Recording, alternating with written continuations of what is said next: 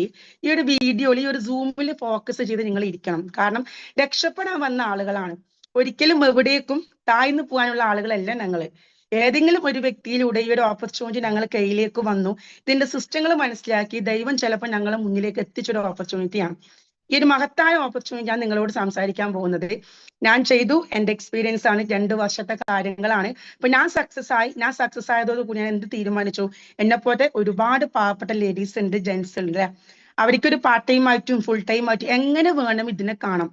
ഇതിൽ പ്രൊഡക്റ്റോ കാര്യം ഒന്നുമില്ല. No product no selling. അത് ആരും പേടിക്കേണ്ട, ലെഫ്റ്റ് അടിച്ച് പോകേണ്ട. കാരണം ഇത് പ്രൊഡക്റ്റ് സെല്ലിംഗ് ആണല്ലോ. ഇങ്ങനത്തെ ഒരുപാട് ബിസിനസ്സുകൾ മാർക്കറ്റിൽ ഇന്നുണ്ട്. അപ്പോൾ ഞാൻ ആദ്യം തന്നെ പറയുന്നത് ഇതൊരു പ്രൊഡക്റ്റ് ബേസ്ഡ് ആയിട്ടുള്ള ഒരു കമ്പനി അല്ല. മനസ്സിലാക്കേണ്ടത് നമ്മുടെ പ്രോഗ്രാമിന്റെ പേര് കോയിൻഫോർജ് എന്നാണ്. ഇവിടെ ഒരു PDF കാര്യമോ സ്ലൈഡോ ഒന്നും ഇല്ലാണ്ട് നിങ്ങൾക്ക് മനസ്സിലാകുന്ന രീതിയിലാണ് ഇവിടെ ഞാൻ കാര്യങ്ങൾ സംസാരിക്കുന്നത്. നമ്മൾ ചെയ്യുന്ന പ്രോഗ്രാമിന്റെ പേര് കോയിൻഫോർജ് എന്നാണ്. ഇവിടെ അൺലിമിറ്റഡ് ആയിട്ട് USDT ഏൺ ചെയ്യാൻ പറ്റുന്ന ഒരു പ്ലാറ്റ്ഫോമാണ്. എന്താണ് USDT എന്ന് ചോദിച്ചു കഴിഞ്ഞാൽ വേൾഡിൽ 2ാമത്തെ റാങ്കിൽ നിൽക്കുന്നതാണ് പോളിഗൺ USDT. വേൾഡിൽ 2ാമത്തെ റാങ്കിൽ നിൽക്കുന്ന പോളിഗൺ USDT. ഈ പോളിഗൺ USDT എല്ലാ രാജ്യത്തും ഒരുപോലെ ട്രാൻസ്ഫർ ചെയ്യാൻ പറ്റുന്ന എലമെന്റ് ആണ്. ഇപ്പൊ ഞങ്ങൾ മനസ്സിലാക്കുക, ദുബായിലത്തെ ദിർഹംസ് ആയിരിക്കും അല്ലെ. നമ്മുടെ നാട്ടിലെ നോട്ടായിരിക്കും, മലേഷ്യയിലെ റിംഗറ്റ് ആയിരിക്കും, തായ്ലാന്റ് ബാത്ത് ആയിരിക്കും. ഓരോ രാജ്യത്തും ഓരോ കറൻസി ആയിരിക്കും. പക്ഷേ ഈ USDT എന്ന് പറയുന്നത് എല്ലാ രാജ്യത്തും ഒരുപോലെ ഞങ്ങൾക്ക് ഉപയോഗിക്കാൻ പറ്റും. അപ്പൊ ആ ഒരു USDT അൺലിമിറ്റഡ് ആയിട്ട് ഏൺ ചെയ്ത് ഞങ്ങളെ സാമ്പത്തിക ബുദ്ധിമുട്ട് മാറ്റാനും, ഞങ്ങൾക്കൊരു വീടാണോ, ഇനിയിപ്പോ മക്കളുടെ കല്യാണങ്ങളാണോ, ഇനിയിപ്പോ നിലവിൽ ഈ വീട് വെച്ചോ 10-25 ലക്ഷം രൂപ ലാബിലിറ്റി ആണോ, നിങ്ങൾക്ക് ലൈഫിൽ എന്താണോ ഉള്ളത് അത് തിരിച്ചു പിടിക്കാൻ പറ്റിയ ഒരു പ്ലാറ്റ്ഫോം ഈ USDT വെച്ചിട്ട് തന്നെ. അപ്പൊ ഇവിടെ ചെയ്യാൻ പോകുന്നത് ഞങ്ങൾ എന്ത് ചെയ്യാം, ആദ്യം ഇതിന്റെ സെക്യൂരിറ്റിയെ കുറിച്ച് ഞങ്ങൾ മനസ്സിലാക്കണം.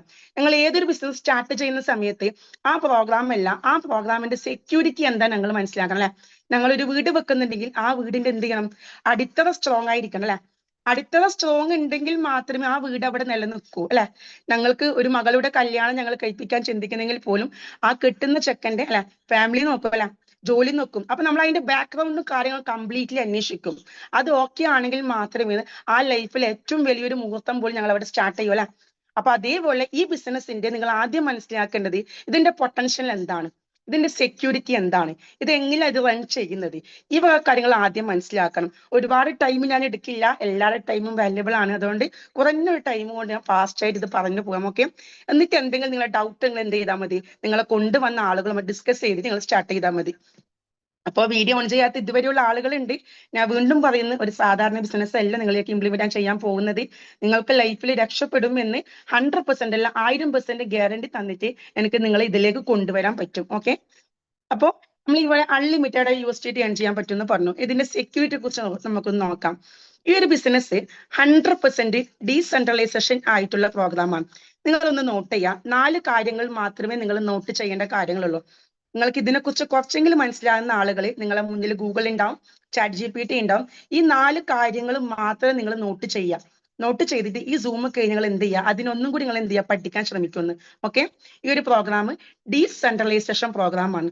അപ്പോൾ ഡീസെൻട്രലൈസ്ഡ് എന്താണെന്ന് അറിയുന്നതിന് മുന്നേ ഞങ്ങൾ സെൻട്രലൈസ്ഡ് എന്താണെന്ന് മനസ്സിലാക്കണം.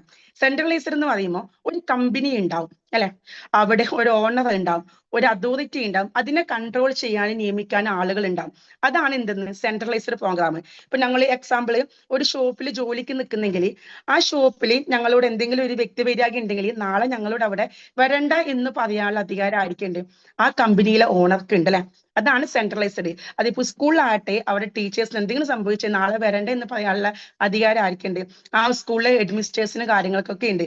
അവിടെ കൃത്യമായിട്ട് ഒരു കമ്പനി ഉണ്ടാവും, ഒരു ഓണർ ഉണ്ടാവും, ഒരു അതോറിറ്റി ഉണ്ടാവും, അതിനെ കൺട്രോൾ ചെയ്യാൻ നിയമിക്കാൻ ആളുകൾ ഉണ്ടാവും. അതാണ് സെൻട്രലൈസ്ഡ്.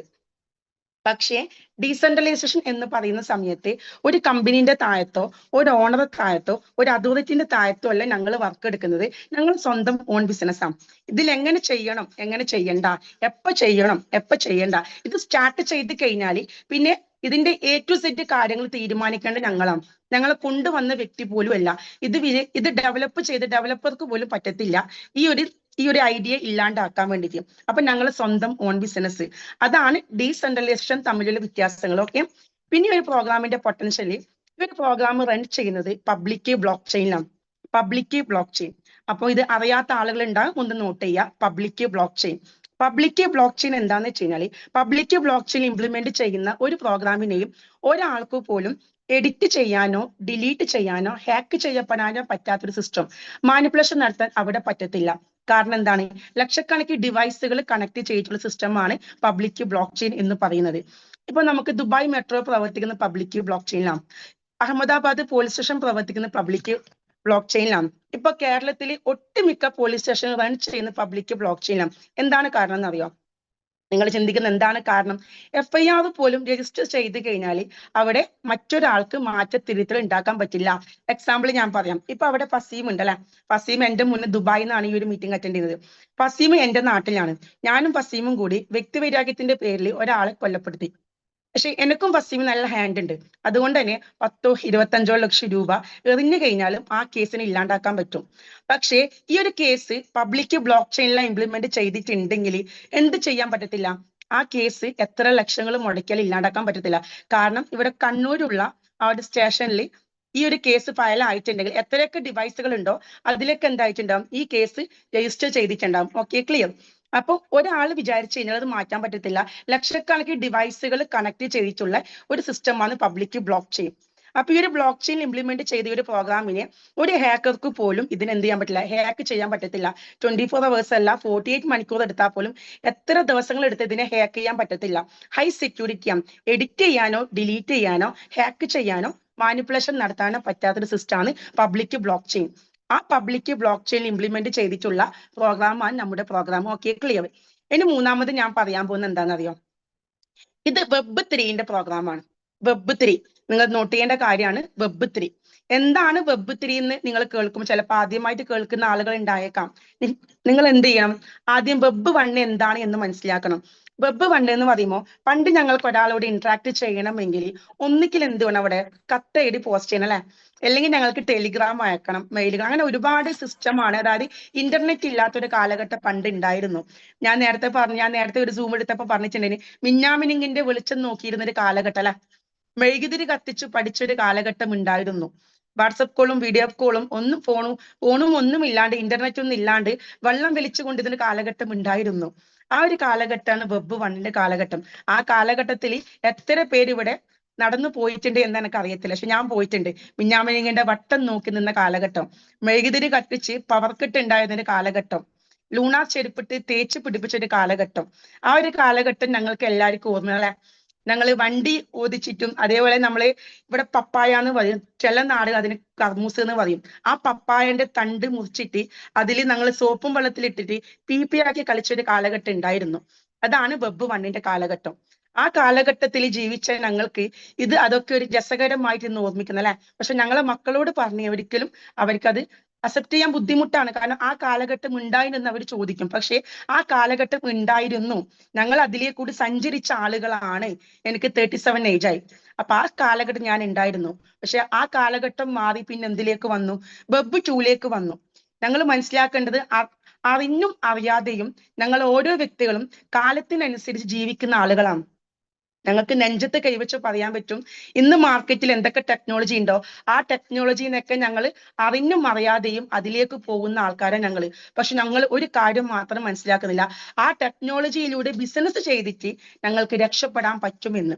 രക്ഷപ്പെട്ട ആളുകൾ ഉണ്ടെങ്കിൽ ഈ ടെക്നോളജിയിൽ നിന്ന് എങ്ങനെ രക്ഷപ്പെടാൻ പറ്റുമെന്ന് നിങ്ങൾ മനസ്സിലാക്കാം. അപ്പൊ ആ വെബ് 2 വന്നു. വെബ് 1 കഴിഞ്ഞു, ആ കാലഘട്ടം കഴിഞ്ഞു, വെബ് 2 വന്നു. വെബ് 2 വന്ന സമയത്ത് അവിടെ എന്ത് വന്നു? ഇന്റർനെറ്റ് കംപ്ലീറ്റ്ലി അവൈലബിൾ ആയല്ല. ഫേസ്ബുക്ക് വന്നു, ഇൻസ്റ്റാഗ്രാം വന്നു, വാട്സപ്പ് വന്നു, ഗൂഗിൾ പേ വന്നു, ഫോൺ പേ വന്നു, ഒരുപാട് ആപ്ലിക്കേഷൻ അല്ലെ. ഞങ്ങൾ കാണാത്ത ഒരുപാട് പുതിയ പുതിയ പേരുകൾ വന്നല്ലേ, പുതിയ പേരുകൾ വന്നു, പുതിയ ആപ്ലിക്കേഷൻ വന്നു. പക്ഷെ എന്താണ് മിസ്റ്റേക്ക്? ഒരാൾക്ക് വിശ്വസിച്ചിട്ട് ഒരു മക്കളെ പോലും പുറത്തേക്ക് ഇറക്കാൻ പറ്റാത്തൊരു കാലഘട്ടം അല്ലെ. വെബ് 2 എന്ന് ഫോണ് വന്നു, മക്കളും വലിയവരും ഒക്കെ മോശമാകുന്നൊരു കാലഘട്ടം വന്നല്ലേ. ആ കാലത്തിൽ ഒരുപാട് മിസ്റ്റേക്കുകൾ വന്നു. കാരണം ഇന്റർനെറ്റിന്റെ കാലഘട്ടം അതാണ്. ഒക്കെ ഹാക്ക് ചെയ്യാൻ പറ്റും. ഫേസ്ബുക്ക് ഹാക്ക് ചെയ്യാൻ പറ്റും, വാട്സപ്പ് ഹാക്ക് ചെയ്യാൻ പറ്റും, ഗൂഗിൾ പേ ഹാക്ക് ചെയ്യാൻ പറ്റും, ഫോൺ പേ ഹാക്ക് ചെയ്യാൻ പറ്റും, ഒക്കെ ഞങ്ങൾക്ക് ഹാക്ക് ചെയ്യാൻ പറ്റും. സെക്യൂരിറ്റി അല്ല. അതാണ് വെബ് 2ന്റെ ഒരു കാലഘട്ടം. ഇന്റർനെറ്റിലൂടെ പോകുന്നെങ്കിലും ഒരിക്കലും സെക്യൂരിറ്റി അല്ലാത്തൊരു കാലഘട്ടം. പക്ഷേ വെബ് 3ലേക്ക് കാലഘട്ടം മാറി. ഇത് എത്ര പേര് അറിഞ്ഞിട്ടുണ്ട് എന്ന് എനിക്കറിയില്ല. വെബ് 3ലേക്ക് കൂടി ഒരുപാട് ആളുകൾ, ഞങ്ങളെപ്പോലെ ഒരുപാട് ആളുകൾ, ലക്ഷക്കണക്കിന് കോടിക്കണക്കിന് രൂപ ഏൺ ചെയ്യുന്ന ആളുകളായിട്ട് ഞങ്ങൾ മാറി. ഇതെന്ത് ചെയ്യും? നിങ്ങൾ ഇപ്പൊ അറിയാത്ത ആൾക്കാർ കുറച്ച് കഴിഞ്ഞ് നിങ്ങൾ പറയും വെബ് വണ്ണിക്കൊരു കാലഘട്ടം ഉണ്ടായിരുന്നു, വെബ് ടൂവിന്റെ ഒരു കാലഘട്ടം ഞങ്ങളെ കൺമുന്നിൽ നിന്ന് മറഞ്ഞു പോയിട്ടുണ്ട്. പക്ഷെ വെബ് ത്രീയിലും ആ കുട്ടി പൈസ ഉണ്ടാക്കിയിട്ടുണ്ട്, അല്ലെങ്കിൽ ഇന്നവര് പൈസ ഉണ്ടാക്കിയിട്ടുണ്ട്, ഇന്നവര് വെബ് ത്രീയിൽ ബിസിനസ് ചെയ്ത ആൾക്കാരാണ്. ഇങ്ങനെ ഒരു പറയുന്ന ടൈം ഞങ്ങളെ മുന്നിലേക്ക് നാളെ വരും. വെബ് ത്രീയിലെ കൂടി ഇവിടെ ഒരുപാട് ലക്ഷങ്ങൾ കോടികൾ ഏൺ ചെയ്ത ആളുകളാണ്. അപ്പൊ ഈ വെബ് ത്രീന്റെ പ്രോഗ്രാം എന്ന് പറയുന്ന സമയത്ത് അവിടെ ഹാക്കിംഗ് നടക്കത്തില്ല. കാരണം എന്താണ്? വെബ് ത്രീയിലാണ് ബ്ലോക്ക് ചെയിൻ വരുന്നത്. വെബ് ത്രീയിലാണ് പബ്ലിക് ബ്ലോക്ക് ചെയിൻ വരുന്നത്, ഡീസെൻട്രലൈസേഷൻ വരുന്നത് വെബ് ത്രീയിലാണ്. പിന്നെ വെബ് ത്രീയിൽ ഇംപ്ലിമെന്റ് ചെയ്തതാണ് ഈ ഒരു പ്രോഗ്രാമിന് security smart contract. Smart contract എന്താന്ന് ചോദിച്ചു കഴിഞ്ഞാൽ ഒരു തേർഡ് പാർട്ടിയുടെ സഹായം ഇല്ലാണ്ട് സ്വയം എക്സിക്യൂട്ടീവ് ചെയ്യുന്ന ഡിജിറ്റൽ കരാറിനെ സ്മാർട്ട് കോൺട്രാക്ട് എന്ന് പറയുന്നത്. അവിടെ എന്തില്ല? ഒരു തേർഡ് പാർട്ടി ഇൻവോൾവ്മെന്റ് ഇല്ല. അതായത് ഒരു ബാങ്ക് പോലത്തെ ഏജന്റ് പോലത്തെ സംഭവങ്ങൾ അവിടെ ഇല്ല. കാരണം എന്താണ്? ബ്ലോക്ക് ചെയിനിൽ ഇംപ്ലിമെന്റ് ചെയ്തപ്പോൾ അത് സെക്യൂരിറ്റി ആണ്, അവിടെ തേർഡ് പാർട്ടിയുടെ ആവശ്യങ്ങളില്ല. അത് പറയാനുള്ള ഒരു കാരണം, പണ്ട് ഞങ്ങൾ കത്തെഴുതി പോസ്റ്റ് ചെയ്ത് കഴിഞ്ഞാൽ അത് ഞങ്ങൾക്ക് എങ്ങനെയാ വരുന്നത്? തപാലിൽ ഞങ്ങൾ പോസ്റ്റ് ചെയ്ത് കഴിഞ്ഞാൽ ഒരു തേർഡ് പാർട്ടി അവിടെ ഇല്ല, ഒരു പോസ്റ്റ്മാൻ അവിടെ ഇല്ല അല്ലെ. ആ പോസ്റ്റ്മാൻ വഴിയാണ് ഞങ്ങളിലേക്ക് ആ കത്തെത്തുന്നത് അല്ലെ. പണ്ട് അത് ഞങ്ങൾ ഉപ്പമാരും അച്ഛന്മാരൊക്കെ ഗൾഫിൽ ഉണ്ടായിരുന്ന കാലഘട്ടം ഉണ്ടായിരുന്നു. ആ സമയത്ത് പൈസ പോലും ഞങ്ങളിലേക്ക് എത്തിയത് എന്താണ്? അവിടെ തേർഡ് പാർട്ടി വഴിയാണ് അല്ലെ, ആ ഒരു പോസ്റ്റ്മാൻ വഴിയ. പക്ഷെ ഇന്ന് എന്താ സംഭവിച്ചത്? ഇന്ന് സ്പീഡ് കൂടി, ഇന്റർനെറ്റിന്റെ കാലം അല്ലെ. ഇന്റർനെറ്റിന്റെ കാലം വന്നതോട് സമയത്ത് അവിടെ എന്തില്ല? ലെജൻഡുകൾ ഇല്ലാണ്ടായി അല്ലെ. അവിടെ ബാങ്ക് പോലത്തെ സിസ്റ്റങ്ങൾ, ഒരു തേർഡ് പാർട്ടി അവിടെ ഇല്ലാണ്ടായി. സെക്യൂരിറ്റിയോട് കൂടിയിട്ട് വളരെ അതിഫാസ്റ്റിംഗ് ആയിട്ട് ആളുകൾക്ക് ഏൺ ചെയ്യാൻ പറ്റി. അതും block chain, public block chain implement ചെയ്തിട്ട് സ്മാർട്ട് കോൺട്രാക്റ്റിലെ കൂടിയാണെങ്കിൽ ഹൈ സെക്യൂരിറ്റിയോട് കൂടിയിട്ട് വളരെ ഫാസ്റ്റ് ആയിട്ട് ഒരു തേർഡ് പാർട്ടിയുടെ സപ്പോർട്ടും ഇല്ലാണ്ട് അവർക്ക് ഇവിടെ ലക്ഷങ്ങൾ ഏൺ ചെയ്യാൻ പറ്റുന്ന രീതിയിലേക്ക് അത് മാറി. പക്ഷെ ഞങ്ങൾ എന്തുകൊണ്ട് കുറച്ചു പേര് അത് അറിയാതെ പോയി? എന്തുകൊണ്ട് കുറച്ചു പേര് രക്ഷപ്പെട്ടു? ഞങ്ങൾക്ക് ഇതിനെക്കുറിച്ച് അറിയത്തില്ല അല്ലെ. അപ്പൊ ഈ ഒരു ബിസിനസ് സിസ്റ്റങ്ങൾ ഞാൻ പറഞ്ഞു, അതായത് ഇത് 100% ഡീസെൻട്രലൈസേഷൻ ആണ്. പിന്നെ ഇതെന്താണ്? പബ്ലിക് ബ്ലോക്ക് ചെയിൻ ആണ്, പിന്നെ സ്മാർട്ട് കോൺട്രാക്ട് പ്രോഗ്രാം ആണ്, പിന്നെ വെബ് ത്രീയിൽ ഇംപ്ലിമെന്റ് ചെയ്ത പ്രോഗ്രാം ആണ്. ഈ 4 കാര്യങ്ങൾ മാത്രമേ നിങ്ങൾ എന്ത് ചെയ്യേണ്ടുള്ളൂ, ഇതിനെ നോട്ട് ചെയ്യേണ്ട കാര്യങ്ങളുള്ളൂ. ഇതാണ് ഈ ഒരു പ്രോഗ്രാമിന്റെ സെക്യൂരിറ്റി എന്ന് പറയുന്നത്. അപ്പോ അടുത്തത് സ്ട്രോങ് ആണെങ്കിൽ ഏതൊരു ബിസിനസ് എന്തായിരിക്കും? സ്ട്രോങ് ആയിരിക്കും അല്ലെ. ഒരു വീടിന്റെ 2 കോടി രൂപന്റെ വീട് കെട്ടുന്നെങ്കിൽ പോലും അതിന്റെ പ്ലോട്ടിന്റെ സ്ട്രോങ് നോക്കണം അല്ലെ. ആ ഒരു പ്ലോട്ട് വെള്ളം കയറുന്നതാണോ, ആ പ്ലോട്ടിന് എന്തെങ്കിലും മിസ്റ്റേക്ക് ഉണ്ടോ, അത് നോക്കിയിട്ട് ഞങ്ങൾ അവിടെ വീട് പോലും കെട്ടിപ്പതക്കൂ. അപ്പൊ ഈ ഒരു ബിസിനസ് എത്ര കോടികൾ ഉണ്ടാക്കുന്ന ബിസിനസ് ആണെങ്കിൽ കൂടി ഇതിന്റെ അടിത്തറ ഞങ്ങൾ സ്ട്രോങ് ആണോ നോക്കണം. ഈ 4 സ്ട്രോങ് ആയ കാര്യം നിങ്ങൾക്ക് പറഞ്ഞു തന്നു. നിങ്ങൾക്ക് എന്ത് ചെയ്യാം? ഈ സ്ട്രോങ് ആയ കാര്യങ്ങൾ നിങ്ങളെ സ്വന്തം മൈൻഡ് സെറ്റ് വെച്ചിട്ട് നിങ്ങൾക്ക് ഇന്ന് എന്ത് ചെയ്യാം? ഏതൊരു സെക്കൻഡ് ChatGPT അവൈലബിൾ ആണ് അല്ലെ. ഗൂഗിൾ എന്താണ് അവൈലബിൾ ആണ്. നിങ്ങൾക്ക് അതിനെ സെർച്ച് ചെയ്ത് മനസ്സിലാക്കാം. മനസ്സിലാവാത്ത കാര്യങ്ങൾ എന്തെങ്കിലും നിങ്ങൾ എന്ത് ചെയ്യാം? നിങ്ങൾ കൊണ്ടുവന്ന് അപ്ലൈനോട് ചോദിക്കാം. Okay, clear. ഇനി നിങ്ങൾ എല്ലാവരും കേട്ടിട്ടുണ്ടാവാണ് ക്രിപ്റ്റോ കറൻസി എന്ന് കേട്ടിട്ട് അതിലൂടെ പേടിച്ചു പോയ ആൾക്കാരുണ്ടാവും. കാരണം എന്താണ്? ഒരുപാട് പാവപ്പെട്ട ആളുകളുടെ ലക്ഷങ്ങൾ സ്കാമേഴ്സ് വന്ന് കൊണ്ടുപോയ സിസ്റ്റമാണ്. പക്ഷെ മനസ്സിലാക്കേണ്ടത്, ഈ ഡിജിറ്റൽ അസറ്റിലൂടെ ഏൺ ചെയ്യാൻ പറ്റുന്ന രീതിയിൽ ലോകത്ത് ഒരു ബിസിനസ്സിലും ഞങ്ങൾക്ക് ഏൺ ചെയ്യാൻ പറ്റത്തില്ല. സാധാരണ ഒരു ഫാമിലിക്ക് ഇന്ന് രക്ഷപ്പെടാൻ പറ്റണമെങ്കിൽ ഒരു സാധാരണ ജോലി എടുത്തുകൊണ്ട് അവർക്ക് ഒരിക്കലും ഫാമിലിയിലേക്ക് രക്ഷപ്പെടാൻ പറ്റത്തില്ല. അസാധാരണമായിട്ടുള്ള, വ്യത്യസ്തമായിട്ടുള്ള, ഡിഫറെന്റ് ആയ ജോലികൾ ഞങ്ങൾ ചെയ്തേ പറ്റൂ. എന്നും ചെയ്യുന്ന ജോലി ചെയ്ത് രക്ഷപ്പെടാൻ പറ്റുമോ? അങ്ങനെയാണെങ്കിൽ പണ്ട് ലൂണാർ ചെയ്യപ്പെട്ട ആളുകൾ ഇന്ന് ലൂണാർ ചെയ്യപ്പെട്ട് നിൽക്കണ്ടേ അല്ലെ. പണ്ട് നോക്കിയ ഫോൺ ഉപയോഗിച്ച ആളുകൾ ഞാൻ എന്റെ നോക്കിയ ഫോൺ മാറ്റില്ല അല്ലേ, ഞാൻ അത് മാത്രമേ എടുത്ത് നിൽക്കണ്ടേ. ഇന്ന് ഒരു വീട്ടിൽ എന്താണ്? 5 മൊബൈൽ ഫോൺ, 5 ഐഫോണാണ്. പണ്ട് എന്താണ്? 100 വീടുകൾ ഉണ്ടെങ്കിൽ ആ 100 വീടിന്റെ നടുവിൽ ഒരു വീട്ടിൽ മാത്രമേ എന്തുള്ളൂ? അവിടെ ഒരു ലാൻഡ് ഫോൺ ഉണ്ടാവും അല്ലെ. ആ ലാൻഡ് ഫോണിന്റെ കാലഘട്ടം ഉണ്ടായിരുന്നു. അതായത് ഒരു വയറ് ഞങ്ങൾ തെങ്ങിന്റെ ഓലയോ മറ്റും വീണ് കഴിഞ്ഞാൽ ആ ലാൻഡ് ഫോൺ കട്ട് ചെയ്യുന്ന ഒരു കാലഘട്ടം ഉണ്ടായിരുന്നു അല്ലെ. അതൊക്കെ ചിന്തിക്കുന്ന സമയത്ത് ഇന്ന് എന്താണ്? വളരെ ഫാസ്റ്റിംഗ് ആണ്, ഇന്റർനെറ്റ് ഉള്ളത് കൊണ്ട് വളരെ ഫാസ്റ്റിംഗ് ആണ്. അപ്പൊ ചെയ്യുന്ന ജോലി ചെയ്തുകൊണ്ട് ഒരിക്കലും രക്ഷപ്പെടാൻ പറ്റത്തില്ല. അപ്പൊ ഈ ഒരു പ്രോഗ്രാമിന്റെ സെക്യൂരിറ്റിയെ കുറിച്ച് ഞാൻ നിങ്ങളോട് ആദ്യം പറഞ്ഞു. ഇനി ഒരു പ്രോഗ്രാം ഞങ്ങൾ എങ്ങനെ ഇൻകങ്ങൾ ഉണ്ടാക്കണം, അതായിരിക്കും നിങ്ങൾ എല്ലാവർക്കും ഡൗട്ട് ഉണ്ടാവുക. ഇതിപ്പോ സെക്യൂരിറ്റിയെ കുറിച്ച് പറഞ്ഞു, ഇതിന്റെ കാര്യങ്ങൾ പറഞ്ഞു, ഇനി ഇവിടെ ഞങ്ങൾ എന്താണ് ചെയ്യേണ്ടല്ലേ, അതായത് മനസ്സിലാക്കാൻ ഇവിടെ ഞങ്ങൾ എന്താണ് ചെയ്യേണ്ടത്. കാരണം എല്ലാവർക്കും ഉള്ള ഡൗട്ടാണ്. അതായത് തഫ്സീമ ഇവിടെ ഒരുപാട് കാര്യങ്ങൾ പറയുന്നുണ്ട്, പക്ഷെ എന്ത് ചെയ്യണം ഇവര് പറയുന്നില്ല. ഇതെല്ലാവർക്കും ഒരു മൈൻഡ്. കാരണം ഞാനും ഇതേപോലെ കടന്നു വന്നൊരു വ്യക്തിയായിരുന്നു. ഇതേ സെയിം അവസ്ഥയിൽ 2023 ഞാൻ കടന്നു വന്നൊരു വ്യക്തിയായിരുന്നു. അന്ന് നിങ്ങളെപ്പോലെ പകച്ചു നിന്ന ഒരു ടൈം, ജീവിതം വഴിമുട്ടി നിൽക്കുന്ന ടൈം. ഇതിന്റെ സെക്യൂരിറ്റിയെ കുറിച്ച് ഓർത്തു ആദ്യമായിട്ട് കേൾക്കുന്ന block chain, smart contract, decentralisation ഒന്നും മനസ്സിലായി. പക്ഷെ ഒന്ന് മാത്രം മനസ്സിലായി, എനിക്കുണ്ടായ 25 ലക്ഷം രൂപ ലാബിലിറ്റി ഇതിലൂടെ തീർക്കാൻ പറ്റും. 3 പെൺകുട്ടിയുടെ കല്യാണങ്ങൾ കഴിക്കാൻ പറ്റും. ഇവിടെ ഒരു വീട് വെക്കാൻ പറ്റും എന്ന് മനസ്സിലായ സമയത്താണ് വിത്തിൻ സെക്കൻഡ് ഇവിടെ ഞാൻ ജോയിൻ ചെയ്തത്. ഈ ഒരു ടൈം കൊണ്ട് ഏകദേശം 35 ലക്ഷം രൂപ ലിക്വിഡ് മണിയായിട്ട് എടുത്തു. ഏകദേശം 15,000 മേലെ ടോക്കൺസ് കോയിൻസ് എനിക്ക് ഏൺ ചെയ്യാൻ പറ്റി. ആ കോയിൻസ് ലക്ഷങ്ങൾ എനിക്ക് ഏൺ ചെയ്യാൻ പറ്റി.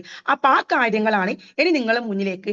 നിങ്ങൾക്കും അതെങ്ങനെ ഏൺ ചെയ്യാൻ പറ്റണം, നിങ്ങളും അതെങ്ങനെ ഏൺ ചെയ്യണം. ഞാൻ ഇവിടെ വിജയിച്ചിട്ടുണ്ടെങ്കിൽ ഇവിടെ നിൽക്കുന്ന ഷീബ മാം ആട്ടെ, ഓപ്പോ എന്ന് പറഞ്ഞൊരു വേറൊരാളുണ്ട്, അവിടെ ഫോണിന്റെ പേരാണ്. അപ്പൊ അവരാട്ടെ എങ്ങനെ ഇത് ചെയ്യണം എന്നാണ് ഞാൻ പറയാൻ പോകുന്നത്. നിങ്ങൾ മനസ്സിലാക്കുക, ലോകത്തെ digital asset crypto currency mother coin എന്നറിയപ്പെടുന്ന ഒരു പേരുണ്ട്, BTC. എത്ര പേര് ആ പേര് കേട്ടിട്ടുണ്ട് എന്ന് എനിക്ക് അറിയില്ല. കേട്ടിട്ടില്ലെങ്കിൽ നിങ്ങൾ എന്ത് ചെയ്യുക, ഗൂഗിൾ എടുത്തിട്ട് നിങ്ങൾ എന്ത് ചെയ്യുക, അവിടെ സെർച്ച് ചെയ്ത് നോക്കുക. 2010 1 BTC price India in INR. 2010 1 BTC price India in INR ₹2.85 ആയിരിക്കും. അന്ന് ഒരു പവൻ അജ്മൽസ് കേട്ടിട്ടുണ്ട്. Okay, good. ഒരു ലൈക്ക് കൊടുക്കുക. കാരണം ആരെന്ത് ചെയ്ത് കഴിഞ്ഞാലും ഒരു അപ്രിഷിയേറ്റ് ഞങ്ങൾ കൊടുക്കണം. കൊടുക്കുന്ന അപ്രിഷിയേറ്റ് നാളെ ഞങ്ങൾക്കത് തിരിച്ചു കിട്ടും. ഞങ്ങൾ വിജയിച്ച ആളുകൾക്ക് ഒരു അപ്രിഷിയേറ്റ് കൊടുത്തു കഴിഞ്ഞാൽ, നല്ല കാര്യങ്ങൾ പറഞ്ഞു കഴിഞ്ഞാൽ ഒരു മടിയും കൂടെ, ചിലപ്പോൾ നിങ്ങൾ ഇതുവരെ അറിയാത്ത ആളുകളായിരിക്കും അജ്മലി, ആ ഒരു ലൈക്കിലൂടെ നാളെ നിങ്ങൾക്ക് എന്താണ് വലിയ വിജയത്തിലേക്ക് അത് എത്താൻ പറ്റും. അപ്പോൾ അതുകൊണ്ട് നിങ്ങൾ മനസ്സിലൊന്നും വിചാരിക്കാണ്ട് ആരെന്ത് ചെയ്ത് അതിന് അപ്രിഷിയേറ്റ് കൊടുക്കാൻ നിങ്ങൾ പഠിക്കണം. ഓക്കെ, അപ്പൊ ആ ഒരു BTC എന്ന് പറയുന്ന ആ ഒരു കോയിന് 2010 ₹2.85 ആയിരുന്നു. അന്ന് ഒരു പവൻ സ്വർണത്തിന് 20,000 രൂപയായിരുന്നു. എന്റെ കല്യാണം 2008 അന്ന് 8,000 രൂപയാണ് സ്വർണത്തിന്. 2010 അത് ഏകദേശം 20,000 രൂപയിലൊക്കെ അത് പോയി. അങ്ങനെയാണെങ്കിൽ ഇന്നത്തെ ഒരു പവൻ സ്വർണത്തിന്റെ പ്രൈസ് എന്ന് പറയുന്നത് ഏകദേശം 90,000 രൂപയാണ്. 1 lakh എടുക്കാനായി. പക്ഷെ ₹2.85 BTCക്ക് ആർക്കെങ്കിലും ഒന്ന് പറയാൻ പറ്റുമോ? അങ്ങനെയാണെങ്കിൽ ഇന്ന് ഏകദേശം എത്ര രൂപയുണ്ടെന്ന് ജസ്റ്റ് ഒന്ന് പറയാൻ പറ്റുമോ? 2010 ഒരു BTCന്റെ പ്രൈസ് ₹2.85. 2010 ഒരു പവൻ സ്വർണത്തിന്റെ പൈസ 20,000 രൂപ. ഇന്ന് ഒരു പവൻ സ്വർണത്തിന്റെ പൈസ 90,000 രൂപ. അങ്ങനെയാണെങ്കിൽ ഇതിൽ ന്യൂ ആയിട്ട് വന്ന ആളുകൾക്ക് ഈ ഒരു മീറ്റിംഗ് 1,10,00,000. ഇതിൽ ഉള്ള ജോയിൻ ചെയ്ത ആളുകൾ, അതായത് ഇതിനെക്കുറിച്ച് അറിയുന്ന ആളുകളാണ്. 1,10,00,000. അപ്പൊ അന്ന് ഒരു പവൻ സ്വർണ്ണം എടുക്കുന്നതാണോ ലാഭം, ഒരു BTC എടുക്കുന്നതാണോ ലാഭം? ഒരു BTC എടുക്കുന്ന ലാഭല. ഇപ്പൊ ശിവമാമൻ ചിന്തിക്കും, കാരണം എനിക്ക് അന്ന് എത്ര ഏജ് ഉണ്ടായി. ശിവമാമൻ ഇപ്പൊ ചിന്തിക്കുന്ന ഒരു കാര്യമാണ്, 2010 ഞാൻ ഇവിടെ പോയി, ഈ കുട്ടി പറയുന്ന കൊല ഇന്നാണല്ലോ കേൾക്കുന്നത് അല്ലെ? അങ്ങനെയാണെങ്കിൽ മാം അന്ന് 10 രൂപക്ക് ഒരു 4 ബിറ്റ്കോയിൻ എടുത്തതാണെങ്കിൽ ഇന്ന് മാമിന്റെ കയ്യിൽ ഏകദേശം 45 കോടിയിൽ മേലെ ഉണ്ടാവില്ല അല്ലെ? 4 കോടിയിൽ മേലെ ഉണ്ടാവില്ല. എന്തുകൊണ്ട് ഞങ്ങൾ അത് എടുത്തിട്ടില്ല? എന്തുകൊണ്ട് കണ്ണൂരിലെ തഫ്സീന ഫവാസ് എടുത്തിട്ടില്ല? എന്തുകൊണ്ട് ഫസീം എടുത്തിട്ടില്ല? എന്തുകൊണ്ട് സഫ മറവ് എടുത്തിട്ടില്ല? എന്തുകൊണ്ട് ഇവിടെ നിൽക്കുന്ന എടുത്ത ആൾക്കാരുണ്ടോ എന്ന് എനിക്കറിയില്ല. അജ്മൽ ആട്ടെ, അക്ബർ ആട്ടെ, ഒരുപാട് ആളുകൾ ഇത് എടുത്തിട്ടില്ല. ഇതിനെക്കുറിച്ച് കൃത്യമായ അവയർനെസ് ഇല്ലല്ലോ. അന്ന് ടെക്നോളജി വലിയ രീതിയിൽ വളർന്നിട്ടില്ല. അപ്പൊ അതുകൊണ്ട് ഞങ്ങൾക്ക് അത് എടുക്കാൻ പറ്റിയില്ല. പക്ഷെ അന്നും അറിവുള്ള ആളുകൾ ഉണ്ടായിട്ടുണ്ട്, ഇതിനെക്കുറിച്ച് അറിവുള്ള ആളുകൾ ഉണ്ടായിട്ടുണ്ട്. 2010 കഴിഞ്ഞു, 11-ലും 12-ലും 500 രൂപക്കും 1000 രൂപക്കും 1 ലക്ഷം ആയ സമയത്തും 2 ലക്ഷം ആയ സമയത്തും ആളുകൾ എടുത്തിട്ടുണ്ട്. പക്ഷേ 2023 ഞാൻ ഇതിനെക്കുറിച്ച് അറിഞ്ഞു. അന്ന് ഞാൻ എടുക്കാൻ നോക്കുന്ന സമയത്ത് ഏകദേശം 63 ലക്ഷം രൂപയാണ് BTCക്ക്. പക്ഷേ 2023 63 ലക്ഷം രൂപ കൊടുത്തിട്ട് BTC എടുത്ത ഞാനാണെങ്കിൽ ഇന്ന് ചിലപ്പോ എന്റെ കയ്യിൽ എന്തുണ്ടാവും, 1,10,00,000 അല്ലെ? അങ്ങനെ ഏകദേശം 50 ലക്ഷം രൂപയിൽ എനിക്ക് ലാഭമുണ്ട്. പക്ഷെ അന്ന് എനിക്ക് എന്റെ ലാബിലിറ്റിയും കാര്യമൊക്കെ ഉള്ളത് കൊണ്ട് ആ BTC എന്റെ കൈ കൊണ്ട് തൊടാൻ പോലും എനിക്ക് പറ്റാത്ത രീതിയിലായിരുന്നു. പക്ഷേ എന്റെ മുന്നിൽ എന്ത് സംഭവിച്ചു? ആ BTCക്ക് സെയിം ആയിട്ടുള്ള വാല്യബിൾ ആയിട്ടുള്ള നെക്സ്റ്റ് കോയിൻ എന്റെ മുന്നിലേക്ക് വന്നു. ലോകത്ത് മദർ കോയിൻ എന്നറിയപ്പെടുന്ന BTC ആണ്. ലോകത്തെ രണ്ടാമത്തെ coin Ethereum coin. 2020 Ethereum coin start ചെയ്തത്. ലോകത്തിലെ രണ്ടാമത്തെ കോയിൻ 22 രൂപയിൽ സ്റ്റാർട്ട് ചെയ്ത കോയിൻ ആയിരുന്നു. ഇന്ന് ആ കോയിന്റെ പ്രൈസ് 4 ലക്ഷം രൂപയാണ്. അതിൽ ഏറ്റവും പ്രൗഡായിട്ട് പറയാൻ പറ്റും, നമ്മുടെ ബിസിനസ്സിലെ ആദ്യത്തെ കോയിൻ ആയിരുന്നു. ലോകത്തിലെ രണ്ടാമത്തെ കോയിന് നമ്മുടെ ബിസിനസ്സിലെ ആദ്യത്തെ കോയിൻ ആയിരുന്നു. 2020 22 രൂപയിൽ സ്റ്റാർട്ട് ചെയ്ത കോയിൻ ഇന്ന് 4 ലക്ഷം രൂപയിലേക്ക് അതി. അന്നും ഞാൻ ഉണ്ടായിട്ടില്ല ഈ ബിസിനസ്സിൽ. 2023 ഞാൻ എത്തുന്ന സമയത്ത് എത്തേറിയത്തിന് 2.5 ലക്ഷം രൂപയായിരുന്നു. അന്നും എന്റെ സാമ്പത്തികം എനിക്കത് അനുവദിച്ചിട്ടില്ല. പക്ഷെ ആ 2023 എന്റെ കയ്യിലേക്ക് ഞങ്ങളുടെ ബിസിനസ്സിലെ രണ്ടാമത്തെ കോയിൻ ആയിട്ടുള്ള HC എന്ന് പറയുന്ന കോയിന് എന്റെ മുന്നിലേക്ക് ഇതേ സെയിം സിസ്റ്റത്തിൽ വന്നു. എടുക്കാനുള്ള ഓപ്ഷൻസ് എന്താണ്? 1000 എടുക്കാം, 500 എടുക്കാം, 300 എടുക്കാം. അന്ന് 90,000 രൂപക്ക് 1000 കോയിൻസ് എടുത്തു. 1000 കോയിൻസ് എടുക്കാൻ 90,000 രൂപയായിരുന്നു. 2025 അത് എത്തിയപ്പോ 22 ലക്ഷം രൂപയിൽ എനിക്കത് വിൽക്കാൻ പറ്റി. ആ 22 ലക്ഷം രൂപ കോയിൻസിന് കൂടാണ്ട് ആ ബിസിനസ്സിലൂടെ ഏകദേശം 23.5 ലക്ഷം രൂപയോളം എനിക്ക് ഏൺ ചെയ്യാൻ പറ്റി. ആ ബിസിനസ്സിലൂടെ 23.5 ലക്ഷം രൂപ പൈസയായിട്ട് ഞാനത് എടുത്തു. എക്സ്ട്രാ എന്റെ കയ്യിൽ റിവാർഡ് കോയിൻസും കയറി. അപ്പോൾ നിങ്ങൾക്ക് അത് എത്തിപ്പിടിക്കാൻ പറ്റാത്ത രീതിയിൽ ഒരു കോയിൻ ആയിട്ട് മാറി. പക്ഷേ നിങ്ങൾക്ക് ഓപ്ഷൻസ് ഉണ്ട്. നെക്സ്റ്റ് ഞങ്ങൾ പ്രൊജക്റ്റിലെ മൂന്നാമത്തെ ഒരു കോയിൻസ് ആണ് ഇവിടെ നിങ്ങളുടെ മുന്നിലേക്ക് ഞാൻ സംസാരിക്കാൻ പോകുന്നത്. നിങ്ങളെ വീട്ടിലെ പ്രശ്നങ്ങൾക്കനുസരിച്ച് നിങ്ങൾക്ക് എത്ര മക്കളാണോ ഉള്ളത്, ആ മക്കളെ ബുദ്ധിമുട്ടിനനുസരിച്ച് നിങ്ങളെ മുന്നിലുള്ള എന്ത് നിങ്ങളിപ്പോ നിൽക്കുന്ന നിങ്ങളുടെ ഉള്ളിന്റെ ഉള്ളിൽ ഒരു നീറ്റൽ ഉണ്ടാകും അല്ലെ. അല്ലെങ്കിൽ ഒരിക്കലും ഈ സൂമിൽ നിങ്ങൾ എനിക്ക് തോന്നുന്നു 56 പേര് ഒരിക്കലും ഈ സൂമിൽ ഇരിക്കില്ല. എന്തെങ്കിലും ഒരു പ്രോബ്ലംസ് ഉള്ളവരായിരിക്കാം നിങ്ങൾ. എവിടെയെങ്കിലും പരാജയപ്പെട്ടു പോയിട്ടുണ്ടാവും. ഒന്നുകിൽ ഭർത്താവിന്റെ മുന്നിലായിരിക്കാം, അല്ലെങ്കിൽ മക്കളെ മുന്നിലായിരിക്കാം, അല്ലെങ്കിൽ വീട്ടുകാരുടെ മുന്നിലായിരിക്കാം, അല്ലെങ്കിൽ നാട്ടുകാരുടെ മുന്നിലായിരിക്കാം, അല്ലെങ്കിൽ മക്കളെ ഇനി എങ്ങനെ നെക്സ്റ്റ് മുന്നോട്ട് വളർത്തണം എന്നുള്ള രീതിയിൽ, അല്ലെങ്കിൽ നിങ്ങൾ തന്നെ പരാജയപ്പെട്ടു പോയിട്ടുണ്ടാവും. ഒരിക്കലും സ്വന്തമായിട്ട് ജീവിക്കാൻ നിങ്ങൾക്ക് പറ്റിയിട്ടുണ്ടാവില്ല. ഒരു 40 45 വയസ്സുള്ള ലേഡി ആണെങ്കിൽ ഇത്രയും നാൾ മക്കൾക്ക് വേണ്ടി ജീവിച്ചു, ഭർത്താവിന് വേണ്ടി ജീവിച്ചു, വീട്ടുകാർക്ക് വേണ്ടി ജീവിച്ചു. പക്ഷെ ഞങ്ങൾക്ക് ഒരിക്കലും പുറംലോകം കാണാനോ ആഗ്രഹിക്കാനോ ഒന്നിനും ഞങ്ങൾക്ക് പറ്റാത്തൊരു രീതിയായിരുന്നു. ഒരുപാട് ആളുകൾ ഇതിൽ ചോദിക്കുന്നുണ്ട്, ഞാനത് പറഞ്ഞുതരാം. ഓക്കെ, അപ്പൊ ഞങ്ങൾക്ക് ഇതുവരെ ഞങ്ങൾക്ക് വേണ്ടി ജീവിക്കാൻ പറ്റിയിട്ടില്ല. അങ്ങനെ ഒരുപാട് പ്രോബ്ലംസ്. അതൊക്കെ നിങ്ങൾക്ക് ഞാൻ പറയുന്നത് നിങ്ങൾ ഇതിനെ 100% കേട്ട് ഇനി പറയുന്ന കാര്യങ്ങൾ ഒന്നും കൂടി ഒന്ന് നോട്ട് ചെയ്ത് നിങ്ങളെ മൈൻഡിൽ ഇരുത്തി നിങ്ങൾ കംപ്ലീറ്റ്ലി നിങ്ങളെ മൈൻഡിൽ നിന്ന് എല്ലാ കാര്യങ്ങളും നിങ്ങൾ വിട്ട് ഇതിലേക്ക് ഫോക്കസ് ചെയ്ത് നിങ്ങൾ ഇന്ന് ഉറങ്ങുന്നതിന് മുന്നേ നിങ്ങൾക്ക് നിങ്ങളെ മക്കൾക്ക് എന്തെങ്കിലും ചെയ്തു കൊടുക്കാൻ പറ്റുന്നുണ്ടെങ്കിൽ നിങ്ങളെ ഭർത്താവിനോ നിങ്ങളെ ഭാര്യക്കോ ആർക്കോ അച്ഛനമ്മമാർക്കോ പെങ്ങന്മാർക്കോ ആർക്കോ ആയിക്കോട്ടെ, അങ്ങനെ വന്നൊരു വ്യക്തിയാണ് ഞാൻ. അപ്പൊ എന്റെ മക്കൾക്കും എന്റെ ഭർത്താവിനും ഒരു ബാധ്യത വന്നപ്പോ അവരെ രക്ഷപ്പെടുത്തി എടുക്കാൻ വേണ്ടിയിട്ട് ഒരു 35 വയസ്സിൽ ഈ ബിസിനസ്സിലേക്ക് കടന്നു വന്നൊരു വ്യക്തിയാണ് ഞാൻ. ഇന്ന് ഭർത്താവിന്റെ എല്ലാ സ്വപ്നങ്ങളും എനിക്ക് നിറവേറ്റി കൊടുക്കാൻ പറ്റി, മക്കളെ ആഗ്രഹം നിറവേറ്റി കൊടുക്കാൻ പറ്റി, വീട്ടുമുറ്റത്ത് ഒരു 4 വീലർ വണ്ടി വെക്കാൻ പറ്റി. അപ്പൊ ആ ഒരു ഞാനാണ് നിങ്ങളിലേക്ക് ഇംപ്ലിമെന്റ് ചെയ്യാൻ പോകുന്നത്. എന്നെ പോലെ നിങ്ങളും ഇവിടെ കടന്നു വരണം. അപ്പൊ എന്താണ് ഇനി നിങ്ങൾ ചെയ്യേണ്ടത്? ഇവിടെ ഒരാൾക്ക് എടുക്കാൻ പറ്റുന്ന കോയിന് 1050 കോയിൻസ് മാത്രമേ പറ്റൂ. 1050 കോയിൻസ്. ഈ 1050 കോയിൻസ് എടുക്കണമെങ്കിൽ ഇവിടെ ഓപ്ഷൻസ് ഉണ്ട്. ഞാൻ പറയുന്നത് മുഴുവൻ കേൾക്കണം. പറയുന്നതിന്റെ പകുതി സ്കിപ്പാക്കി പോയി കഴിഞ്ഞാൽ ഞാൻ എനിക്ക് നിങ്ങളോട് പറയാനുള്ളൂ, ദൈവം ഒരു കൃത്യമായിട്ട് ഒരാളെ തലയിൽ ഇത് വിധിച്ചവർ മാത്രം ഇത് ചെയ്യും. അല്ലാത്തവർ ഇത് പറയുന്നതിന്റെ ഇടയിൽ സ്കിപ്പടിച്ച് പോകും. No problem. എല്ലാത്തിനും ലോട്ടറി പോലും എടുക്കണം, അതിനൊരു വിധി വേണം അല്ലെ, അത് എടുക്കാനുള്ള മനസ്സ് വേണം. അപ്പൊ അതേപോലെ ഇത് മുഴുവനായിട്ട് കേൾക്കാൻ പറയുന്ന കാര്യങ്ങൾ. നിങ്ങൾക്ക് ഇവിടെ 1050 കോയിൻസ് എടുക്കണമെങ്കിൽ ടോട്ടൽ വരാൻ എത്രയാണെന്നറിയോ? 1050 കോയിൻസ് എടുക്കണമെങ്കിൽ നിങ്ങൾക്ക് ഇവിടെ 97,000 രൂപ വരും. എന്നിട്ട് നിങ്ങളെ കൊണ്ട് അത് പറ്റത്തില്ല, നിങ്ങൾക്ക് 500 എടുക്കാം. നിങ്ങളെ കൊണ്ട് അതും പറ്റത്തില്ല, നിങ്ങൾക്ക് 750 എടുക്കാം, 300 എടുക്കാം, 150 എടുക്കാം, നിങ്ങൾക്ക് 50 എടുക്കാം. ഇത് ഡിസൈൻ ചെയ്ത് വെച്ചിട്ടുള്ളത് 6 സിസ്റ്റത്തിലാണ്. 50, 100, 150, 200, 250, 300.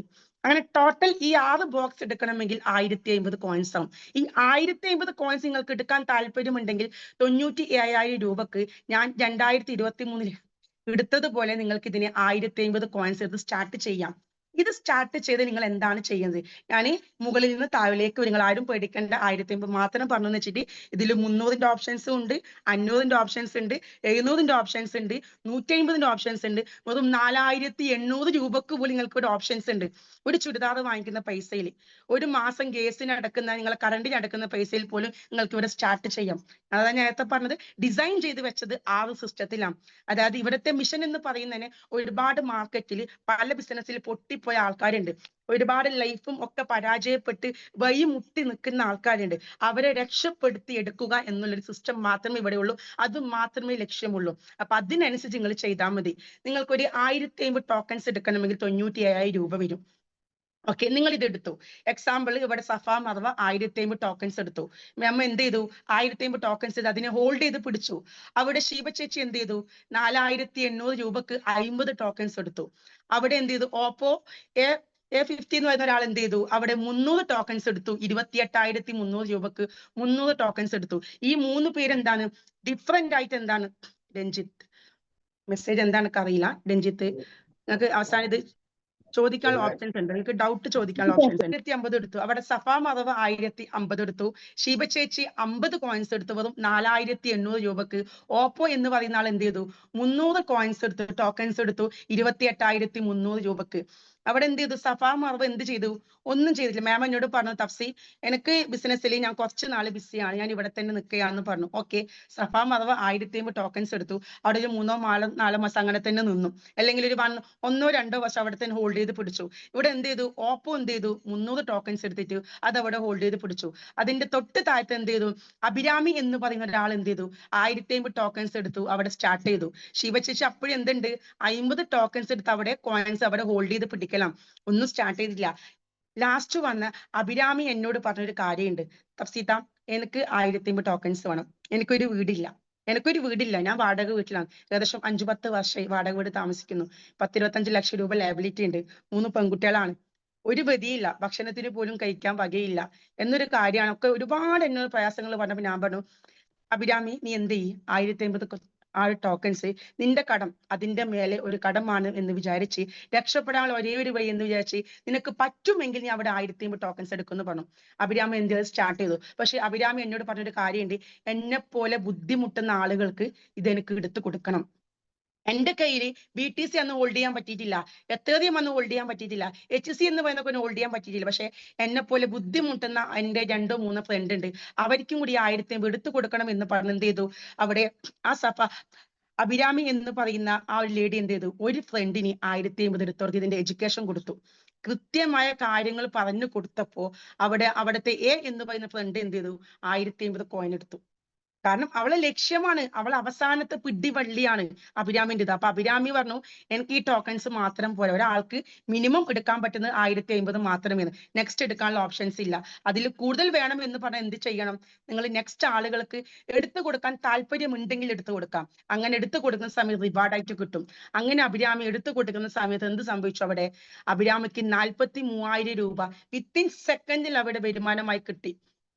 ഒക്കെ പറഞ്ഞുതരാം. 43,000 രൂപ വിത്തിൻ സെക്കൻഡിൽ അവിടെ വരുമാനമായിട്ട് അഭിരാമിക്ക് കിട്ടി, ഈ ടോക്കൺസ് എടുത്തു കൊടുക്കുന്നതിന്റെ ഭാഗമായിട്ട്. പ്ലസ് എന്ത് കിട്ടി അഭിരാമിക്ക്? അവിടെ പ്ലസ് ഗ്ലോബൽ ഷെയർ സ്റ്റാർട്ട് ചെയ്തു. ഗ്ലോബൽ ഷെയർ എന്താണെന്ന് ഞാൻ പറഞ്ഞുതരാം. പ്ലസ് എന്ത് കിട്ടി അഭിരാമിക്ക്? 262 ടോക്കൺസ് ഫ്രീ ആയിട്ട് ഏൺ ചെയ്യാൻ പറ്റി. അഭിരാമി ഒരു വർഷം കൊണ്ട് 5 പേർക്ക് എടുത്തു കൊടുത്തു. അഭിരാമിനെ പോലത്തെ ബുദ്ധിമുട്ടുന്ന 5 പേർക്ക് എടുത്തു കൊടുക്കുന്ന സമയത്ത് അഭിരാമിന്റെ ഇൻകം എന്ന് പറയുന്നത് ആ വിത്തിൻ സെക്കൻഡിൽ 2,10,000 രൂപയാണ്. പ്ലസ് അത് കൂടാണ്ട് 1,362 ടോക്കൺസ് കിട്ടി അഭിരാമിക്ക്. പ്ലസ് 1,362 അഭിരാമിന്റെ കയ്യിലുണ്ടായ നേരത്തെ 1,050. അങ്ങനെയാണെങ്കിൽ 2,362 കോയിന് അഭിരാമിന്റെ കയ്യിൽ അഭിരാമിക്ക് 2 കൊല്ലം കൊണ്ട് ഹോൾഡ് ചെയ്യാൻ പറ്റി. ഇതൊരു 2-3 കൊല്ലം കഴിഞ്ഞ് മിനിമം നേരത്തെ ഞങ്ങളെ കോയിൻ ആയതുപോലെ 1,000 രൂപ ഈ കോയിനായി. മിനിമം ഒരു 2-3 കൊല്ലം കൊണ്ട് 1,000 രൂപ ഏറ്റവും മിനിമം ആയാൽ പോലും അഭിരാമിന്റെ കയ്യിലുണ്ടായ കോയിന്റെ എമൗണ്ട് എന്ന് പറയുന്നത് ഏകദേശം 24 ലക്ഷം രൂപയാണ്. അഭിരാമി കൊണ്ടുവന്ന ഫ്രണ്ട് ഒന്നും ചെയ്യാത്തത് കൊണ്ട് ഏകദേശം 10,50,000 രൂപയുണ്ടാവും. 1,000 രൂപ ആയാൽ പോലും. ഇവിടെ വന്ന ഡിഫറൻറ്റ് എന്താ? അഭിരാമിന്റെ കയ്യിലെ കോയിൻസ് എക്സ്ട്രാ ആഡ് ചെയ്തു അല്ലെ, റിവാർഡായിട്ട് കോയിൻസ് കൂടി. അത് കൂടാണ്ട് അഭിരാമി ഒരാൾക്ക് ഇതിന്റെ എഡ്യൂക്കേഷൻ കൊടുത്ത് ഒരു കോയിൻ എടുത്തു കൊടുക്കുന്ന സമയത്ത് റഫറൽ കമ്മീഷനായിട്ട് എന്ത് ചെയ്തു? അഭിരാമിക്ക് 43,000 കിട്ടി. അപ്പൊ ഇതാണ് 1,050 കോയിൻസിന്റെ വ്യത്യാസങ്ങൾ. ഇനി നിങ്ങൾക്ക് ഇവിടെ 300 കോയിൻസ് എടുക്കണോ? 750 എടുക്കാം, 500 എടുക്കാം. ഞാൻ 300ന്റെ പറഞ്ഞുതരാം. നിങ്ങൾ ഒരു 300 ടോക്കൺസ് എടുത്തു, അങ്ങനെയാണെങ്കിൽ 28,300 രൂപ വരും. 28,300 രൂപക്ക് നിങ്ങൾ 300 കോയിൻ എടുത്ത് സ്റ്റാർട്ട് ചെയ്തു. നിങ്ങളെ പോലത്തെ ഏതെങ്കിലും ബുദ്ധിമുട്ടുന്ന ഒരു ഫ്രണ്ടിന് നിങ്ങൾക്ക് എന്ത് ചെയ്യാം? നിങ്ങൾക്ക് മനസാക്ഷി ഉണ്ടെങ്കിൽ ആ ഫ്രണ്ട് നിങ്ങൾ എടുത്തു കൊടുക്കുന്നതിന്റെ ഭാഗമായിട്ട് വിത്തിൻ സെക്കൻഡ് അവിടെ 12,500 രൂപ കിട്ടും. വിത്തിൻ സെക്കൻഡിലാണ്. പ്ലസ് ഗ്ലോബൽ ഷെയർ കിട്ടും. പ്ലസ് എന്ത് കിട്ടുന്നുണ്ട്? 75 കോയിൻസ് എക്സ്ട്രാ ആഡ് ചെയ്യും. ഇവർ 5 പേർക്ക് എടുത്തു കൊടുക്കുന്നുണ്ടെങ്കിൽ അവിടെ എന്ത് കിട്ടുന്നത്? ഏകദേശം 60,000 രൂപ എന്ത് ചെയ്യുന്നുണ്ട്? വരുമാനമായിട്ട് കിട്ടുന്നുണ്ട്. 375 കോയിൻസ് എന്ത് കിട്ടുന്നു? എക്സ്ട്രാ ആഡ് ചെയ്യുന്നുണ്ട്. ടോട്ടൽ 675 കോയിൻസ് ആയി. ഇനി ബാക്കി വരുന്ന കോയിൻസ് എന്ത് ചെയ്താൽ മതി? ഇവർക്ക് ആളുകൾക്ക് എടുത്തു കൊടുത്തിട്ട് വേണമെങ്കിൽ ആഡ് ചെയ്താൽ മതി. ഇനി എന്താണ് ഗ്ലോബൽ ഷെയർ? ഞാൻ പറഞ്ഞിട്ടില്ല. ഇവിടെ ഒരു പാസീവ് ഇൻകം ഉണ്ട്, active income and passive income. Global share എന്ന് പറയുന്നത് നിങ്ങൾ 1,050 കോയിൻസോ 300 കോയിൻസോ നിങ്ങൾ എടുത്ത് സ്റ്റാർട്ട് ചെയ്ത് കഴിഞ്ഞാൽ നിങ്ങളെ പോലത്തെ ഏതെങ്കിലും ഒരു വ്യക്തി ഗ്ലോബലി 1,050 ടോക്കൺസ് എടുക്കുന്നുണ്ടെങ്കിൽ അതിന്റെ തൊട്ട് താഴത്ത് എത്ര പേര് ആക്ടിവേഷൻ ചെയ്തിട്ടുണ്ടോ? ഇപ്പൊ എക്സാമ്പിൾ ഷീബ മാം 101ാമത്തെ ഒരു വ്യക്തിയാണ് ഈ ഒരു ബിസിനസ്സിൽ. ഷീബ മാം വരുന്ന സമയത്ത് എന്ത് ചെയ്യും? 1,050 കോയിൻസ് ഷീബ മാം എടുത്ത് വരുന്നുണ്ടെങ്കിൽ അതിന്റെ തൊട്ട് താഴത്ത് എത്ര പേരുണ്ടോ അവർക്ക് തുല്യമായി ആ 100 പേരുണ്ടെങ്കിലും ആ 100 പേർക്ക് തുല്യമായിട്ട് ഒരു $180 ഡിസ്ട്രിബ്യൂഷൻ നടത്തും. ഇന്ത്യൻ മണി ഏകദേശം ഒരു 17,000 രൂപ. അത് ചിലപ്പോൾ കിട്ടുന്നത് ഡെയിലി എന്തായിരിക്കും? 10 രൂപയായിരിക്കാം, 20 രൂപയായിരിക്കാം, 100 രൂപയായിരിക്കാം, 200 രൂപയായിരിക്കാം, ചിലപ്പോൾ 5 രൂപയായിരിക്കാം.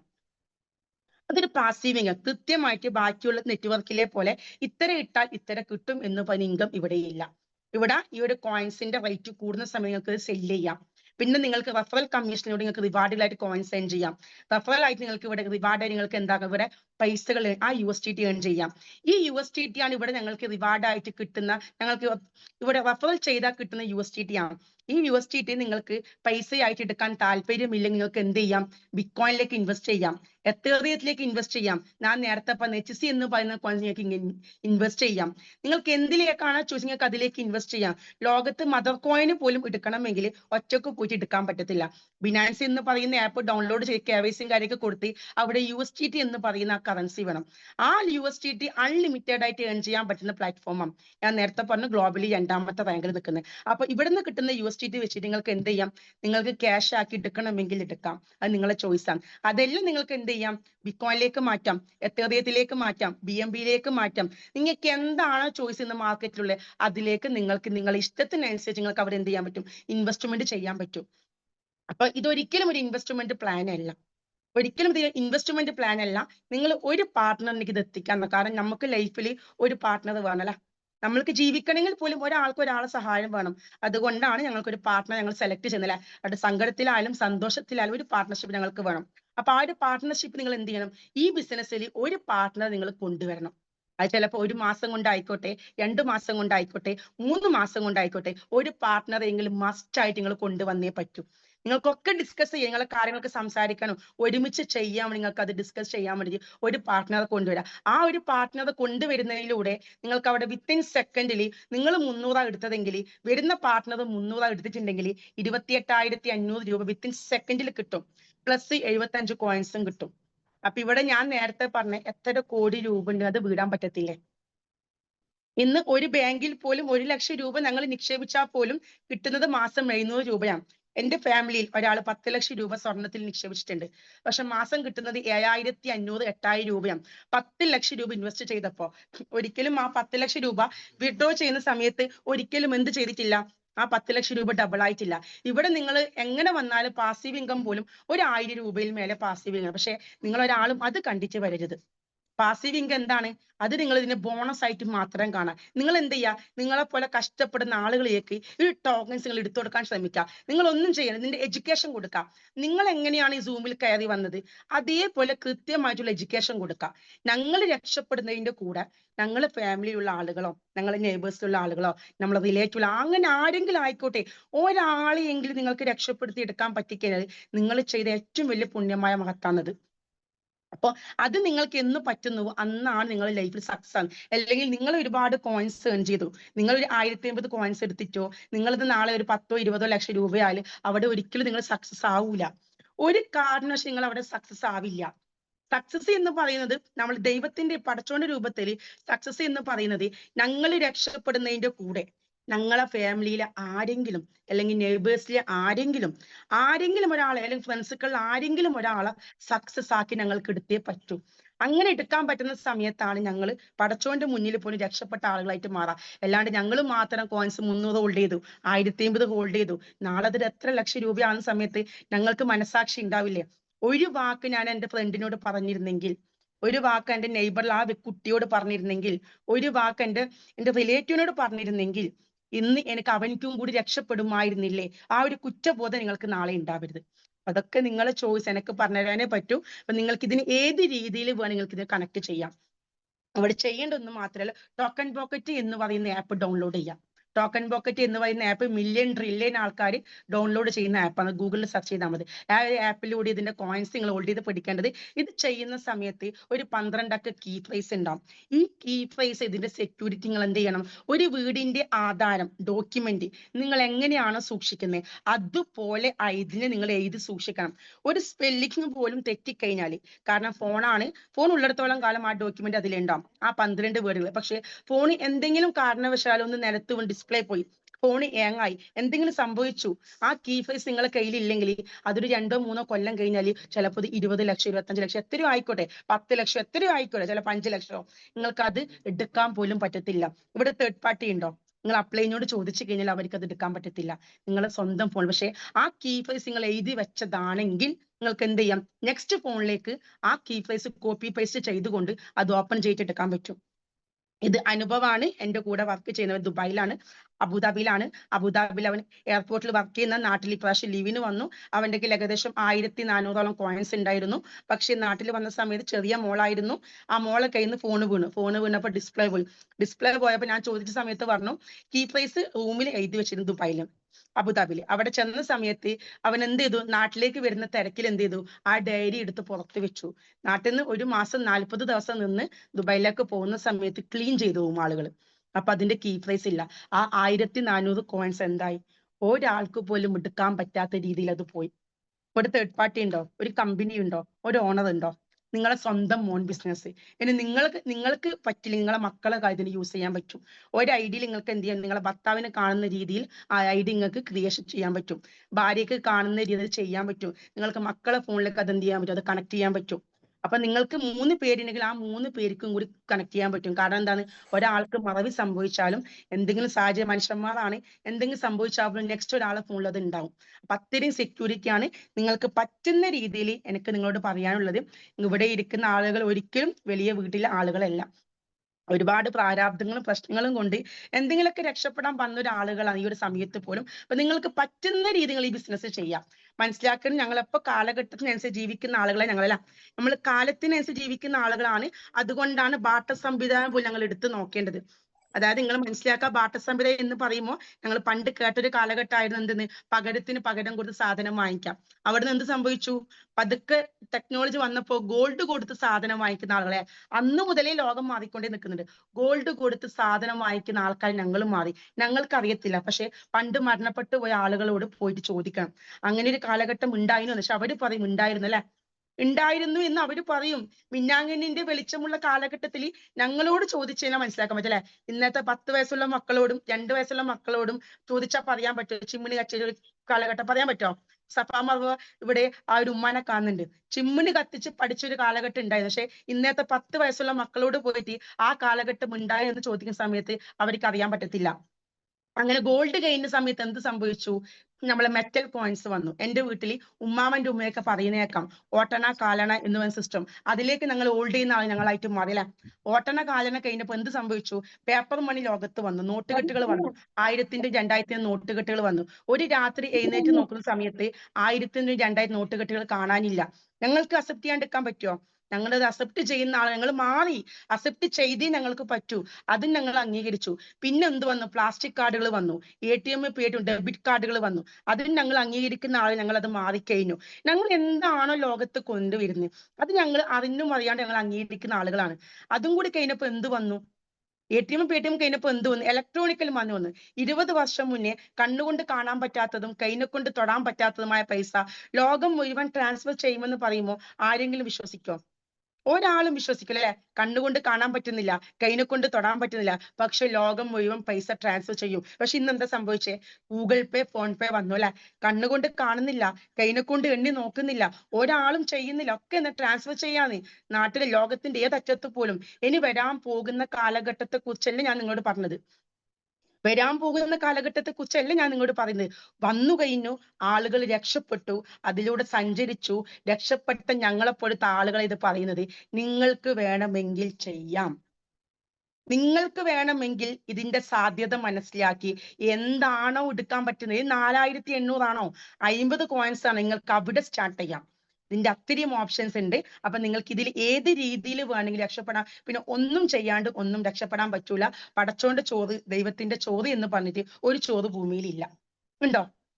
ശിവ മാം പറ, ഒരിക്കലും ശിവ മാം ഒന്ന് അൺമ്യൂട്ട് ചെയ്ത് പറഞ്ഞേ, ദൈവത്തിന്റെ ചോറ് എന്ന് പറഞ്ഞിട്ട് ഒരു ചോറുണ്ടോ? മാമിന് അൺമ്യൂട്ട് ചെയ്യാൻ പറ്റുന്നത്, മാം ഇല്ല എന്ന് പറയുന്നുണ്ട്. ഇല്ലല്ലേ? ഞങ്ങൾ പരിശ്രമിക്കാണ്ട് അൺമ്യൂട്ട് ചെയ്തോ മാം. മാം അൺമ്യൂട്ട് ചെയ്തോ? ദൈവത്തിന്റെ ചോദ്യം എന്ന് പറഞ്ഞ ചോദ്യമില്ല. ഞങ്ങൾ കൂടെ ഇറങ്ങിക്കഴിഞ്ഞാൽ ദൈവം പോലും പ്രപഞ്ചം പോലും ആ ശക്തി ഉണ്ടാവും. പിന്നെ ഞാൻ വിശ്വസിക്കുന്ന ഒരു ശക്തി മാത്രം, ആ ശക്തിന്റെ താഴത്ത് കുറച്ച് എന്തെന്ന് മുസ്ലിങ്ങള്, ഹിന്ദുക്കൾ, അങ്ങനെ ഒരുപാട് പേരുകൾ അല്ലെ, ആ പേരുകൾ മാത്രമേ ഉള്ളൂ. ബാക്കിയെല്ലാം എല്ലാം ഒന്നാം. ആ ശക്തിന്റെ താഴത്ത് നിന്ന് ഓരോ വ്യക്തികളുള്ളത്. ഞങ്ങൾ വിശ്വസിക്കുന്ന ആ ശക്തി ഉണ്ടെങ്കിൽ എന്തുണ്ട്, ഞങ്ങൾ കൂടെ ഇറങ്ങിക്കഴിഞ്ഞാൽ ആ ശക്തിയും പ്രപഞ്ചവും ഞങ്ങളെ കൂടെയുണ്ട്. ഞങ്ങൾക്ക് രക്ഷപ്പെടാൻ പറ്റും. ഇനി ഇതൊന്നും ചെയ്യാണ്ട് നിങ്ങൾക്ക് രക്ഷപ്പെടാൻ പറ്റുമെന്ന് നിങ്ങൾക്ക് ഉറപ്പുണ്ടെങ്കിൽ ഒരിക്കലും നിങ്ങൾ ഈ ബിസിനസ് ചെയ്യരുത്.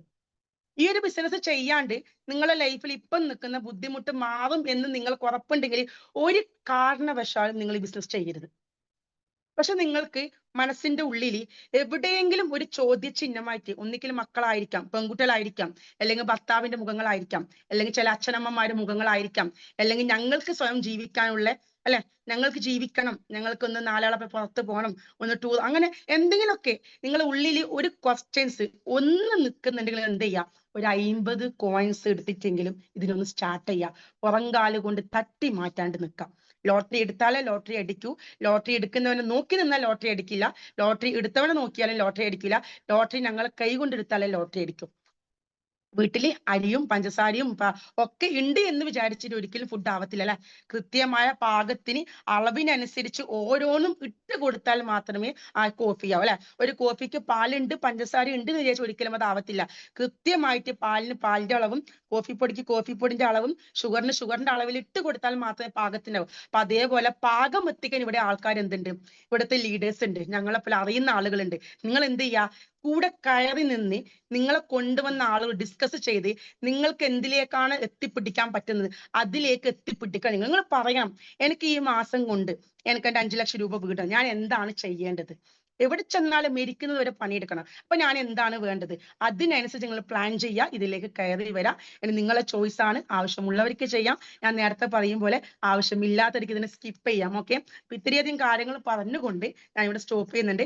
ആർക്കെങ്കിലും ഡൗട്ട് ഉണ്ടെങ്കിൽ എന്തെങ്കിലും ചോദിക്കുക. അതെല്ലാം നിങ്ങളെ കൊണ്ടുവന്ന ആരാണോ അവരെത്രയും പെട്ടെന്ന് കോൾ ചെയ്യുക, അവരുമായി ഡിസ്കസ് ചെയ്ത് ഇതിലേക്ക് നിങ്ങൾ കാര്യങ്ങൾ ചെയ്യുക. ഓക്കെ,